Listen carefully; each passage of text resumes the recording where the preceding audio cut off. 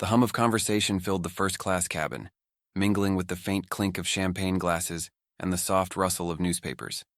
Passengers settled into their plush seats, the subtle luxury of the flight wrapping them in an air of exclusivity. Richard, a sharply dressed man with perfectly combed hair and an air of self-assuredness, strolled down the aisle, his expensive briefcase swinging lightly by his side. His sharp eyes scanned the cabin as he approached his seat, taking note of the other passengers with a mixture of mild curiosity and practiced indifference. But then, halfway down the row, he froze. There, seated quietly by the window, was a figure impossible to mistake: Donald Trump. For a moment, Richard's jaw tightened. He wasn't expecting this. The man who had dominated headlines and sparked endless debates was now sitting just a few rows ahead of him, flipping through the pages of a book. Trump's presence, though understated, carried a quiet command of the space. Richard's lips curled into a smirk. He leaned slightly toward the passenger beside him and muttered, loud enough for others to hear, "Well, this just got interesting. Looks like we're flying with the Donald Trump." "Great." The sarcastic remark cut through the ambient noise, drawing a few nervous glances from nearby passengers. Some shifted uncomfortably in their seats, while others discreetly turned to see Trump's reaction. But Trump didn't flinch. Instead, he glanced up from his book, his expression calm, and offered Richard a polite nod before returning to his reading. The lack of response irritated Richard. He wasn't used to being ignored, especially when he intended to provoke. He muttered another sarcastic remark under his breath, but this time it fell flat, lost in the quiet hum of the cabin. Still, the tension lingered, an almost tangible weight that seemed to press on everyone nearby. Richard sank into his seat, still bristling. How could someone like Trump, with all his controversies and larger-than-life persona, remain so composed? It gnawed at him, his frustration simmering beneath his polished exterior. He stole another glance at Trump, half hoping for some reaction, anything to validate his remarks, but was met only with the sight of a man completely at ease, absorbed in the pages of his book. The cabin settled into a rhythm as the plane prepared for takeoff. A flight attendant passed by, offering drinks, her professional demeanor masking the subtle tension in the air. Richard accepted a glass of champagne, his fingers gripping the stem a little too tightly. He cast a sideways glance toward Trump, who declined the drink with a simple wave and a quiet, "Thank you." The stark contrast between Richard's agitation and Trump's serenity was undeniable. The passengers, too, seemed to sense it, their eyes darting between the two men as if anticipating an escalation. But none came, at least not yet. Richard, however, was far from finished. Little did he know, the truth he was about to uncover would make him question everything he thought he knew about the man sitting by the window. The plane had leveled off at cruising altitude, and the cabin settled into the familiar hum of engines and quiet conversations. The luxurious first-class environment, designed to exude calm and exclusivity, was tense, thanks to Richard's persistent disdain. He leaned back in his seat, swirling the champagne in his glass, his gaze darting toward Trump, who remained engrossed in his book. Richard wasn't one to let things slide, especially when it came to someone he had strong opinions about. Turning to the passenger next to him, a man in his mid-50s with a gentle demeanor, Richard launched into a loud, pointed conversation.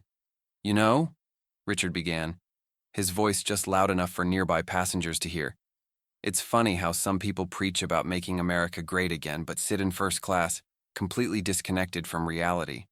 His tone was laced with sarcasm, his words deliberately provocative. The man beside him glanced nervously toward Trump, but said nothing, clearly uncomfortable.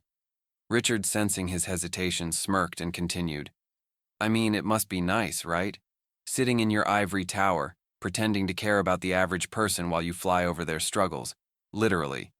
The cabin grew quieter as Richard's words floated through the air, drawing furtive glances from other passengers. Some shifted in their seats, their expressions betraying a mix of unease and curiosity. A young woman seated nearby raised her eyebrows and whispered to her companion, "Is he really saying this out loud?" Trump, however, didn't flinch. He turned a page in his book, his face composed and calm, as if Richard's barbs were nothing more than background noise. The lack of reaction only fueled Richard's irritation. "Hey," Richard said, raising his voice slightly as he leaned forward, addressing Trump directly. Do you always fly first class, or is this just a special occasion? Gotta keep up appearances, right? The tension in the cabin was palpable now. Every eye turned toward Trump, waiting for his response. Passengers held their breath, expecting a sharp retort or a dismissive comment. Instead, Trump slowly closed his book, setting it neatly on the table in front of him. He turned to Richard, his expression unreadable. "I hope you enjoy the flight," Trump said, his voice calm and steady, with no hint of anger or defensiveness. His words were polite but carried an undertone of something deeper, an unshakable confidence that disarmed even the sharpest insult. Richard blinked, momentarily caught off guard. He had expected a reaction, defensiveness, annoyance, maybe even a heated argument. Instead, he was met with composure and kindness.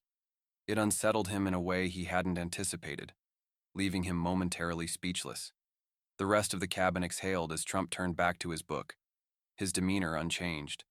Richard leaned back in his seat, trying to hide his unease behind a smirk, but the truth was beginning to gnaw at him.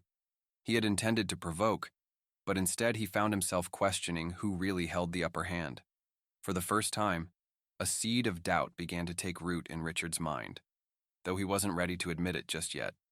Richard's frustration simmered just below the surface, his irritation growing with every passing minute. Donald Trump's unwavering calm had become a silent challenge, an infuriating wall against Richard's attempts to provoke a reaction. He took another sip of champagne, leaning toward the man beside him, his voice loud enough to carry across the cabin. "It's always the same story, isn't it?" Richard said with a sneer. "People like him sit in their golden towers claiming to care about the little guy. Meanwhile, they're flying first class, insulated from the world they claim to understand." His neighbor shifted uncomfortably, clearly unwilling to engage. But Richard wasn't deterred. He leaned back in his seat, raising his voice slightly. "Must be nice, huh, Mr. Trump? Preaching about hard work while you sit here reading books on a luxury flight." The tension in the cabin thickened. Passengers exchanged glances, their expressions ranging from curiosity to unease. Some whispered to each other, their voices low but clearly discussing the scene unfolding before them. A flight attendant appeared at Richard's side, her professional smile barely masking her discomfort. "Sir," she said politely, "I'll have to ask you to lower your voice. Some passengers are feeling uncomfortable." Richard waved her off dismissively. "Relax," he said, his tone condescending. "I'm just making conversation." The flight attendant hesitated, glancing toward Trump, who offered her a polite smile and a small shake of his head as if to say, "It's fine." Reluctantly, she stepped away, leaving the cabin in an uneasy silence. Richard smirked, convinced he had gained the upper hand. He leaned back, folding his arms, and cast a sideways glance at Trump. But Trump remained composed, his attention still focused on the book in his hands. The lack of reaction gnawed at Richard, though he tried to dismiss it as unimportant. The moment was broken by a small voice, innocent and curious. "Excuse me, sir," a young boy said, leaning forward from the seat behind Trump. His round face was filled with wide-eyed curiosity, his hands clutching the armrest. "What are you reading?" The question cut through the tension like a breath of fresh air. Trump looked up, his expression softening as he turned to the boy. "It's a book about leadership and history," he said warmly. "Do you like reading?" The boy nodded enthusiastically. "I love reading. My mom says books can take you anywhere." Trump's smile widened. "She's absolutely right. Books are powerful tools. What's your favorite story?" As the boy began to excitedly talk about his favorite books, the atmosphere in the cabin shifted. The other passengers, drawn in by the genuine exchange, began to relax. Even Richard, caught off guard by the boy's innocence and Trump's kind demeanor, found himself momentarily disarmed. The boy's mother leaned forward, smiling apologetically. "Thank you for humoring him," she said. "He's been so excited for this trip." Trump nodded graciously. "It's no trouble. The curiosity of a child is one of the greatest gifts." Richard watched the interaction in silence, a flicker of doubt creeping into his thoughts. For the first time, he began to wonder if there was more to Trump than the image he had built in his mind. The scene unfolding before him wasn't the caricature he had imagined. It was something far more human. The quiet hum of the plane was broken only by the young boy's eager voice as he leaned forward, eyes wide with excitement. "So, "Do you read a lot of books?" he asked, his question directed at Donald Trump. The boy's innocent curiosity filled the cabin, drawing the attention of passengers who had been pretending not to eavesdrop. Trump turned to the boy with a warm smile, his expression softening. "I try to read as often as I can," he said, his voice calm and genuine.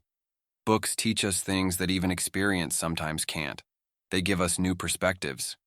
"What's your favorite book?" the boy asked, his small hands gripping the armrest of his seat.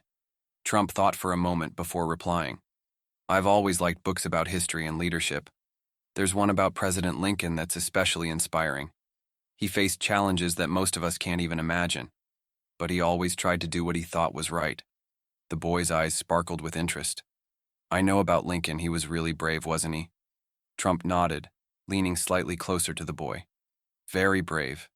He believed in something bigger than himself, and he worked hard to make the world a better place for everyone." The cabin seemed to grow quieter as the conversation unfolded. Passengers watched intently, their earlier unease fading into curiosity. Even Richard, seated a few rows away, couldn't help but listen. He had expected arrogance or aloofness from Trump, but instead, he saw a man speaking to a child with patience and sincerity. The boy's mother, seated beside him, smiled nervously but warmly. "I hope he's not bothering you," she said, her voice tinged with apology. Trump shook his head. "Not at all. It's good to see young people asking questions. Curiosity is how we learn." The mother relaxed, her gratitude evident. "He looks up to people like you," she said softly. "I think it's important for him to see that even successful people take the time to listen." Trump's gaze softened further. "The best thing we can do is set a good example," he said. "Kids like him are the future, and it's up to us to show them the value of kindness and hard work." Richard shifted uncomfortably in his seat, his earlier smugness beginning to waver. He couldn't deny the authenticity of the interaction unfolding before him. It was so far removed from the image he had built in his mind. Trump wasn't grandstanding or deflecting. He was simply connecting with a child. No cameras, no audience. Just a quiet moment of humanity. As the boy settled back into his seat, his mother leaned forward once more. "Thank you," she said sincerely. "You've made his day." Trump nodded humbly. "It's my pleasure." Richard sat in silence, the scene playing over in his mind. For the first time, he felt a flicker of doubt about his preconceived notions. Maybe, just maybe, there was more to Trump than the figure he had criticized so easily. He wasn't ready to admit it yet, but the wall of judgment he had built was beginning to crack. The atmosphere in the cabin had shifted. What began as a tense, uncomfortable space now felt almost intimate. The young boy's innocent question had opened the door for something unexpected, a genuine connection. As passengers leaned in, some with curiosity and others with hesitation, someone spoke up. "Mr. Trump," a woman from across the aisle began, her voice tentative but respectful. "Can I ask you something? How do you handle everything? The criticism, the hate? It seems like it would be impossible to carry that kind of weight." The cabin grew quiet again, all eyes turning to Trump. Even Richard, who had been steadfast in his disdain, found himself unable to look away. Trump closed his book and rested it on his lap, his expression thoughtful. "It's not always easy," Trump admitted, his tone devoid of the bravado that many had come to expect from him. "When people criticize you, it's natural to feel defensive. But over time, I've learned something important. Most of the time, anger and criticism aren't really about you. They're about what the other person is going through." The passengers exchanged glances, surprised by the candidness of his response. Richard leaned back in his seat, crossing his arms but listening intently. "When I was younger," Trump continued, "I used to take every insult personally. I thought every negative word was an attack that needed a response. But as I got older, I started to see that sometimes people lash out because they're hurting, because they feel unheard or unseen. It's not always about right or wrong. It's about understanding that everyone has a story." The sincerity in his voice caught Richard off guard. He had expected deflection or arrogance, not this level of introspection. He shifted uncomfortably, his earlier smugness now replaced with a growing sense of unease. A man seated a few rows ahead raised his hand slightly, as though in a classroom. "Do you ever regret anything?" he asked. Or wish you'd done something differently? Trump smiled faintly, nodding. Of course. Everyone makes mistakes. I've made plenty. Big ones. But the important thing is to learn from them. You can't change the past, but you can shape the future. That's why I try to focus on what I can do better moving forward. The cabin felt lighter somehow, as if the weight of tension had been replaced with collective reflection. Even those who had been skeptical seemed to soften, their expressions shifting from judgment to curiosity. Richard's chest tightened as he listened, his own life flashing before him. The challenges he'd faced, the bitterness he carried, the way he projected his frustrations onto others, it all began to feel uncomfortably familiar. He caught himself nodding at Trump's words and quickly stopped, as though refusing to let the moment penetrate his carefully constructed defenses. I'm not saying it's easy, Trump added, his gaze sweeping across the cabin. But if you remember that everyone's carrying something, pain, fear, regret, it becomes a little easier to meet anger with compassion. Richard clenched his jaw, his thoughts swirling. For the first time, he wasn't sure if his earlier assumptions about Trump were as airtight as he believed. Something about this man, this moment, was challenging him in ways he hadn't expected. And deep down, it unsettled him. Richard sat in his seat, watching the ripple effect Trump's words had created. Passengers who had initially seemed guarded were now leaning forward, asking questions, engaging in conversation. The tension in the cabin had dissolved, replaced by a strange sense of camaraderie. And yet, Richard couldn't shake the knot tightening in his chest. The conversations around him felt like a distant hum as his mind spiraled inward. Trump's words echoed in his head. Everyone has a story. Anger isn't always about you. At first, Richard had dismissed the sentiment as just another platitude, but now it struck something deeper. He thought about his own life, the mistakes he'd made, the bitterness he carried, and how it had hardened him over the years. His recent divorce came rushing back to him like a tidal wave. The arguments, the blame, the slow unraveling of a relationship he had once cherished. He had told himself it was all her fault, that she didn't understand him. But sitting here now, he couldn't ignore the truth. He had pushed people away, his ex-wife, his friends, even colleagues, because it was easier to project his frustrations onto them than to face his own failures. As his thoughts churned, a flight attendant approached his seat. She held a small tray with a glass of sparkling water, the condensation beating on the surface. "This is for you," she said softly, her smile kind but knowing. Richard frowned, confused. "I didn't order anything," he replied. The attendant's smile widened just slightly. "It's from Mr. Trump," she said before walking away. Richard's heart sank. He stared at the glass, the gesture simple yet disarming. He glanced toward Trump, who had momentarily paused his conversation with another passenger to nod politely in Richard's direction. There was no smugness in the gesture, no trace of condescension. Just a quiet acknowledgement, as if to say, "It's okay." The lump in Richard's throat grew heavier. He picked up the glass, his fingers trembling slightly. The weight of the gesture was unbearable, not because it was extravagant, but because it wasn't. It was a small act of kindness, unprompted and unexpected, from the very man he had spent the better part of the flight trying to antagonize. For the first time in years, Richard felt exposed. The walls he had built around himself, the armor of cynicism and sarcasm he wore so well, cracked under the weight of his guilt. He had judged Trump before knowing anything about him, projecting his own anger onto a man who had done nothing but show patience and understanding. Richard took a sip of the water, his eyes stinging as emotions he hadn't let himself feel in years threatened to spill over. He looked down at his hands, the glass trembling slightly between them, and for a moment, he let himself breathe. Maybe, just maybe, he had been wrong. About Trump, about people, about himself. Richard leaned back in his seat, closing his eyes briefly. For the first time in years, he wasn't thinking about winning an argument or proving a point. He was thinking about change, and how desperately he needed it. The plane's engines hummed steadily as the flight began its descent. The golden hues of the setting sun filtered through the cabin windows, casting a warm glow over the passengers. Richard sat in his seat, the glass of water Trump had sent him now empty on the tray table. He stared at it, his thoughts racing. His earlier bravado had melted into quiet introspection. Trump's calm demeanor, the genuine kindness he showed to the young boy, and now this simple gesture of goodwill had left Richard feeling exposed. The walls he had so carefully constructed around himself, walls of anger, bitterness, and judgment, were crumbling. The knot in his chest tightened. "You need to do this," he told himself. "You can't walk off this plane without facing him." But the thought of apologizing, of admitting he had been wrong, filled him with dread. Pride clashed with guilt, each emotion battling for dominance. Finally, he unbuckled his seatbelt and stood.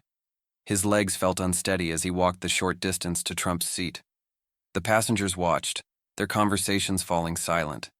Even those who had tried to mind their own business throughout the flight now turned their attention to the unfolding moment. Trump looked up from his book as Richard approached. His expression was unreadable, neither welcoming nor dismissive. It was a simple, steady gaze that made Richard's heart pound. "Mr. Trump," Richard began, his voice faltering. He cleared his throat, his nerves evident. I need to apologize." The cabin grew quieter. All eyes were on the two men, the air thick with anticipation. Richard took a deep breath and continued. "I judged you without knowing anything about you. I made assumptions, and I let my own anger cloud my judgment. That wasn't fair to you." Trump closed his book, setting it gently on his lap. His expression softened, and he nodded slightly. "It takes a big person to admit when they're wrong," he said, his voice calm and steady. "We all make mistakes. What matters is what we do after we realize them." Richard felt a wave of relief at Trump's words, but it also deepened his guilt. "I think," he said, his voice trembling, "that my anger wasn't really about you. It was about me. My own frustrations, my own failures. I've been carrying them for so long, and instead of dealing with them, I've been taking them out on others, on you." Trump leaned back slightly, his gaze unwavering. "That's something a lot of people struggle with," he said. "It's easier to project our pain onto others than to face it ourselves. But recognizing it is the first step toward change." The sincerity in Trump's words struck Richard like a blow. His eyes stung, and he blinked rapidly, trying to hold back the tears that threatened to spill. "Thank you," he said, his voice barely above a whisper, "for your patience, for not reacting the way I probably deserved." Trump smiled faintly, his expression both kind and resolute. "We're all human, Richard. We all have our struggles. The best thing we can do is learn from them and try to be better." The cabin was silent, the other passengers visibly moved by the raw honesty of the exchange. Some wiped their eyes discreetly, while others nodded in quiet agreement. As Richard returned to his seat, he felt lighter, as though he had shed a burden he didn't even realize he was carrying. For the first time in years, he felt the possibility of change, and for that, he was grateful. As the plane began its descent, the cabin filled with the usual bustle of passengers gathering their belongings, fastening seatbelts and preparing for landing. Yet the atmosphere was far from typical. The air was charged with a quiet reverence, a collective understanding that something extraordinary had just taken place. Conversations were subdued, eyes lingered thoughtfully on Trump, and even the flight attendants moved with a softness as they passed through the aisles.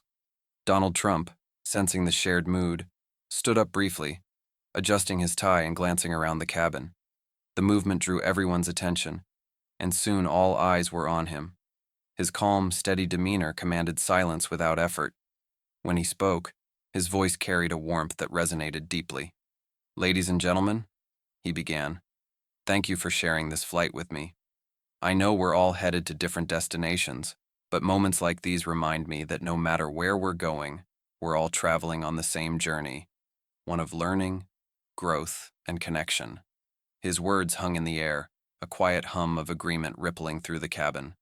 Richard, still seated, found himself leaning forward slightly, as if pulled by an invisible thread. Trump continued, his gaze moving gently across the faces of the passengers. "It's easy to focus on our differences, to judge one another without truly seeing who's in front of us. But kindness is a choice we can make every single day. It costs nothing, but it can change everything. And when we meet each other with understanding instead of anger, we open the door to something far greater: humanity." Within hours, the post began to gain traction. Likes, Shares and comments poured in from people all over the world. Some shared their own stories of judgment and regret, while others expressed gratitude for Richard's honesty. This brought me to tears. Thank you for reminding us that kindness matters. I've struggled with my own anger for years. Your story gives me hope. We need more moments like this, where we choose humanity over division. The messages felt like a wave of collective healing, each one reinforcing the lesson Richard had learned.